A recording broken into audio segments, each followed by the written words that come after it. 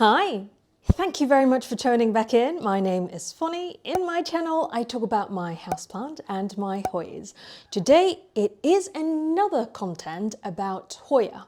I have created content related to underrated Hoya that I think a lot of people should know about. Although those ones are really pretty, I don't think a lot of people have been talking about it very much. And I have received a lot of comments saying that they really like Hoya sangii, and I really like that because I actually obtained the Hoya sangii elbow marginata. It is under a little bit of rehab. Hopefully, if I manage to re-thrive it, I will show you how that looks like. Today it is the second episode of underrated and uncommon Hoyas that I would like to share with you. And at the same time, I also want to share with you those that are less expensive. So again, the characteristic is also inexpensive. As a reference point in Europe, I would say the cuttings of 1 or 2 notes cutting is between 20 to 60 euro. Not sure in other parts of the world, but as I have mentioned in the previous episode, those Hoya seller that I know in Europe, some of them also shipped internationally. So there you go. These are possibly something you can get your hands on. But if you just want to look around nice Hoya that you haven't really seen a lot on YouTube, these are the ones that I would like to show you. And before we move on, if you like this type of content and you would like me to continuously making similar videos, don't forget to like this video and share this video with your friends. If you have not subscribed to my channel yet, don't forget to hit that subscribe button before you continue. I didn't really make a lot of content about medium-sized leaf because probably know me for now. I really like small, tiny leaf Hoyas. But today I am showing you the Hoyas that I find underrated, that most of them could be trelling Hoya, that trail upwards. First off here, this one, I would say it is the #1 underrated Hoya that I would like to share with more of you, that you would know about this Hoya and perhaps make this Hoya more available. The first one over here is Hoya ignorata. In a first glance, you might not really recognize it. First of all, if we look into the internodal space, the growth pattern is really pretty. It has very uniform internodal space, and also the leaf almost grow in pair in each node. If you look into the veination, you can see this is not just any thin leaf Hoya, but it has very prominent veins that is underneath this thin leaf, and it also give you some splashes. And what comes into even more special is some of the leaf actually have a convex surface. You can see that it has some bumps on top of the very obvious vein and a bit of splashes. And not to mention, another very special thing about Hoya ignorata, it has very small flowers. This one is some flowers that is drying up, but I could show you a flower that I have taken picture of. You can see that for Hoya ignorata, it has the ability to sun stress as well, but you can't really see too much on the top of the leaf. For example, this one, it probably grow a little bit more of a bronzy green coloration. But if you look into the underback side, it is very special. You almost kind of see some shininess of a very bronze copper color with a bit of dots as well. And as I have mentioned in the beginning of the video, what makes this Hoya to be definitely one of the most underrated Hoya, it gave me a seed pod. I can't believe this actually happens, because given that how small the flowers are, how is it possible to actually hand pollinate this flower? Obviously this one pollinated by itself naturally, perhaps by the bugs inside my Millsbo cabinet. But as you can see, it is very small. This one over here, you can see this is an older peduncle. It has been reflowered a couple of times, so I'm happy to tell you that ignorata not only have the smallest flower and very unique, splashy and thin and veiny leaf.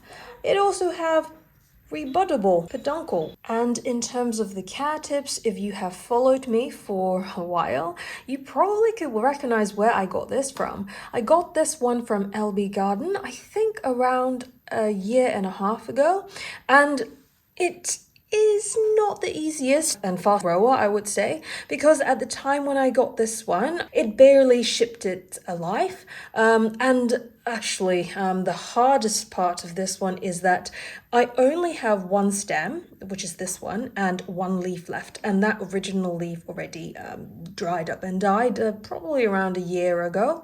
But this one, it took maybe, I would say, 3 months to actually re-thrive.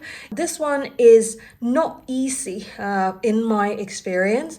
Perhaps it is not a very healthy specimen to begin with. For this one, I put it in my Millspo cabinet for ever since I received it, actually. This is the growth in the past 1.5 years. I water it just like other Hoyas, and I always have choose a pond, as I have explained you in that other video that I showed you how to pot up cuttings. You can check out that video if you want to learn the method that I pot up my cuttings. So for this one, it just water like other Hoyas. But maybe one thing that I could highlight is that try not to put it in very high light place for too long. As you can see here, I mentioned that it has very nice sun stressing coloration, but if you sun stress it too much, it will have that very deep copper color, like this one, but more reddish on the top of the leaf. It doesn't look extremely beautiful. As I have showed you, I'm very lucky to be able to see this happen. I really hope that this could give me some seeds, because ignorata is not very common and I don't think a lot of people actually have it. I really look forward to growing the seeds. Next up over here is Hoya kastbergii. I really think this Hoya is underrated because it's not costing a lot of money, but it has very unique and very resilient growth. First of all, let's take a look at the coloration of the leaf.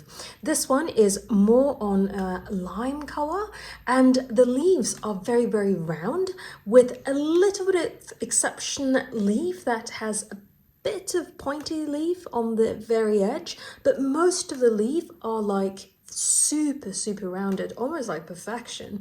And the really beautiful thing about Hoya kastbergii is the growth pattern itself is very symmetrical.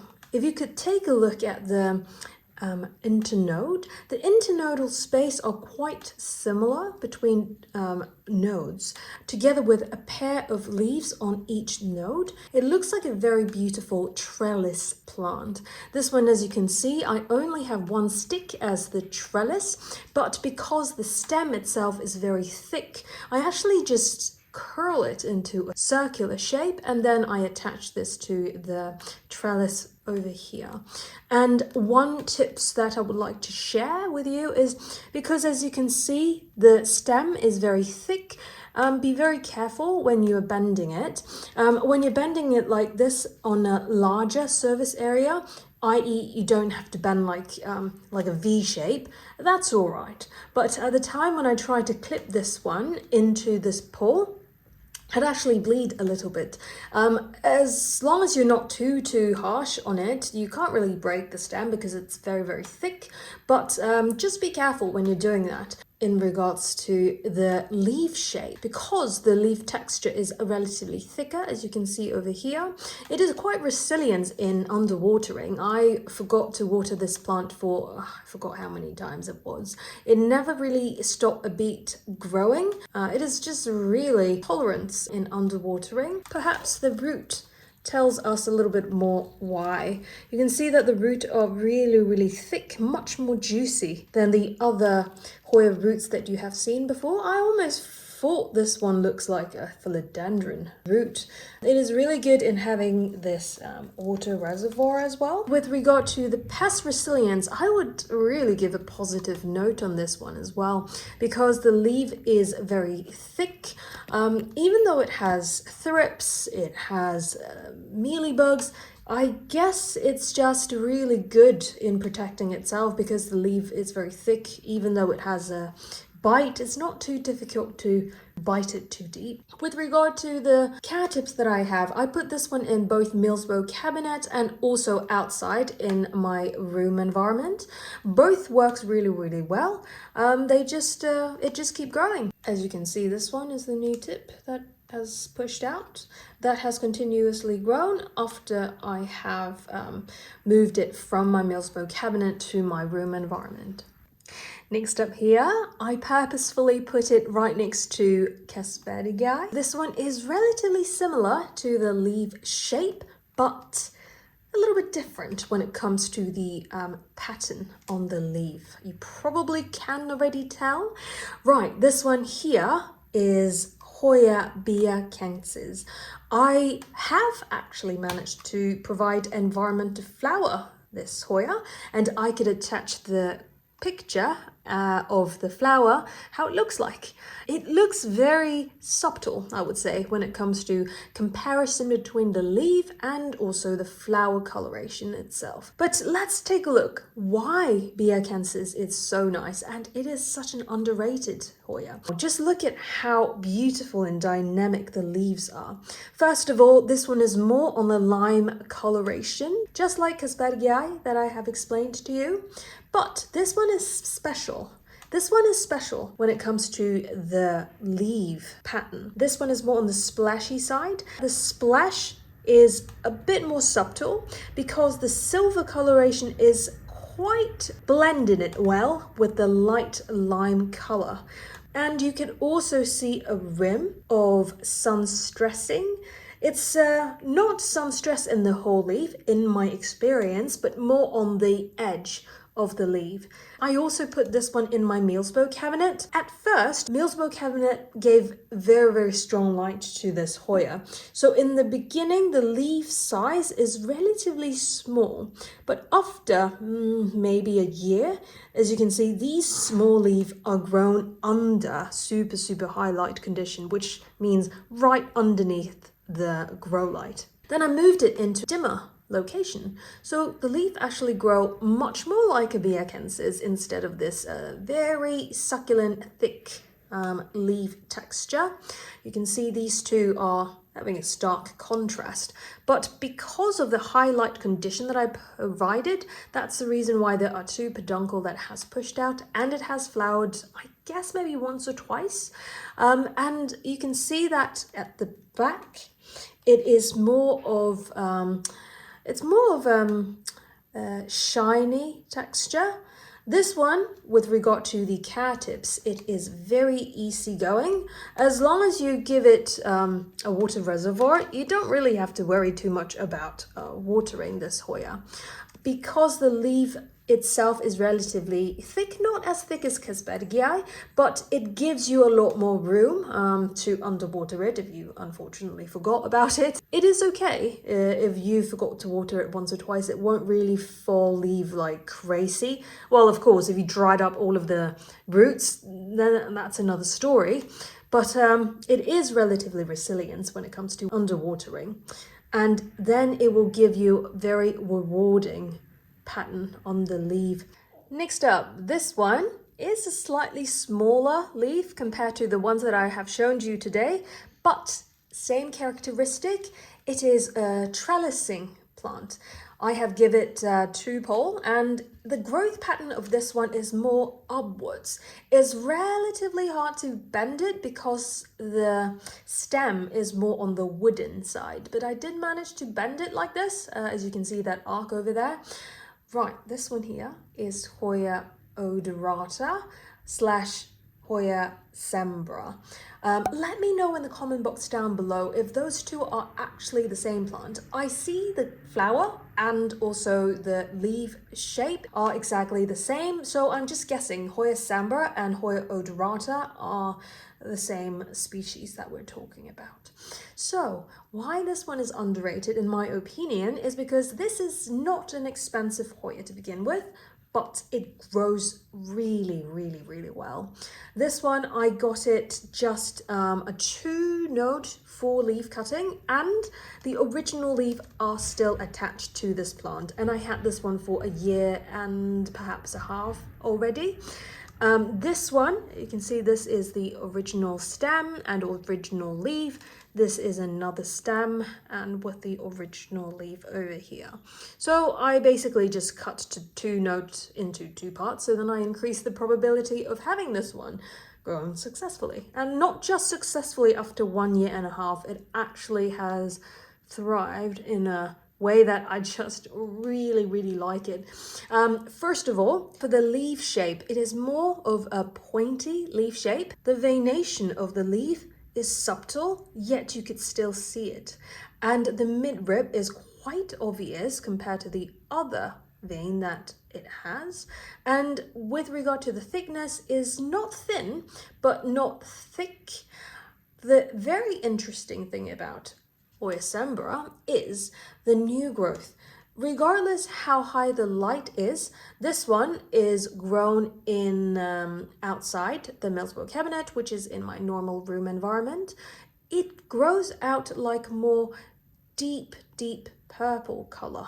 It will have a darker purple coloration if you have a higher light, but it still gives you this slightly yellowish bronze color for the new leaf that has pushed out, and it branched out quite well. As you can see, this one over here is a new branch that has pushed out after I have transferred it from the Millsboro cabinet to the outside environment. Well, this one actually is a new stem that pushed out after I have moved this one from the Millsboro cabinet to the normal room environment. And yeah, perhaps you can see this one clearer with the veination.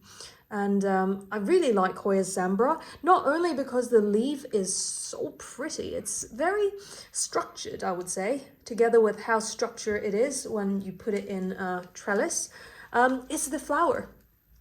Unfortunately, I haven't seen the flower yet. I heard, I got this one from Hoya Maniac, by the way. Emily told me that she hasn't seen flower on this one, and perhaps she has, between the time when I got this one and now. But the flower is just fascinating. The way that the flower grow in between the nodes, and also how the flower disperse around all the plant, it just makes it incredibly artistic and very elegant. Let me know, please, in the comment down below if any one of you have actually flowered Hoya cembra. If you have, please tell me, what are the tricks that you provide? I really hope that I could see Hoya odorata / Hoya cembra flower one time. This is a very easygoing Hoya. It never stopped a beat growing, regardless if I forgot to water it or not. And it will have a very nice structure if you wanted to grow it on a trellis. One thing, as I have highlighted, is that it's not that flexible when it comes to the stem. It mostly just want to grow upwards, and you have to start early if you want to bend it into your trellis. This one over here is Hoya Iris Marie. This is actually a hybrid between Hoya cembra and Hoya schnii, and that is exactly the reason why I think this one is underrated. First of all, it shared the characteristic of Hoya cembra. It is slightly larger than Hoya cembra, but it shared the same characteristic of Hoya cembra. You can see that the leaf is oval in the beginning and then very, very pointy in the very end. And Hoya Iris Marie is even more fast growing than Hoya cembra. Thank you very much to stay until now. I hope you like this content, and please leave your comment down below which of the Hoyas that you actually haven't heard of before and which of the ones that you would like to add to your collection. If you have any cat tips that you would like to share with all of us, don't forget to leave your comment down below as well. I've been thinking of different content that I can create for you. If you have some ideas that you would like to fill me in, please let me know in the comment box down below. Just like how my son is rooting for me, if you can hear from him in the background. He's having a really good mood at the moment. Yeah, another one there. If you like this type of content and you would like to support me making similar videos, don't forget to hit that like button and share this video with your friends. If you have not subscribed to my channel yet, don't forget to hit that subscribe button. Well, until next time, I wish everyone is having a great day, and I'll see you in the next one. Bye.